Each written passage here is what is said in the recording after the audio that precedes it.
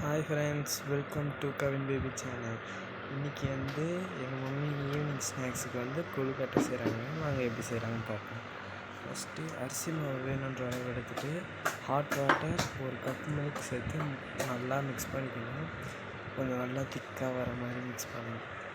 பாருங்கள், அதே மாதிரி கொஞ்சம் கொஞ்சமாக உங்களுக்கு எவ்வளோ அளவு வேணுமோ மிக்ஸ் பண்ணி இந்த மாதிரி திக்கான வர வச்சுக்கணும். அதை ரவுண்ட் பண்ணிக்கணும். இந்த மாதிரி வாழை இலை மேலே வச்சு அதை ரவுண்ட் ஷேப்புக்கு ப்ரெஸ் பண்ணி அதில் நம்ம ஒரு இன்க்ரீடியன்ஸ் எல்லாம் சேர்த்துருக்கோம். அதை நான் டிஸ்கிரிப்ஷனில் கொடுக்குறேன் பாருங்கள். கடைசியாக அதை வச்சு க்ளோஸ் பண்ணணும். பாருங்கள், அது என்னன்னாக்கா வெல்லம், தேங்காய், ஏலக்காய் எல்லாம் ஹீட் பண்ணணும். இப்போ இந்த மாதிரி ஃபோல்ட் பண்ணிக்கணும்.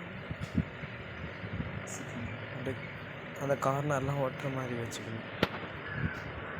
அப்புறம் இட்லி குக்கரில் வச்சு நம்மளுக்கு எது இருக்கோ அதில் வச்சு க்ளோஸ் பண்ணிவிட்டு எடுத்தாலும் நம்மளுக்கு ஸ்நாக்ஸ் ரெடி. 1 சூப்பராக இருக்குது.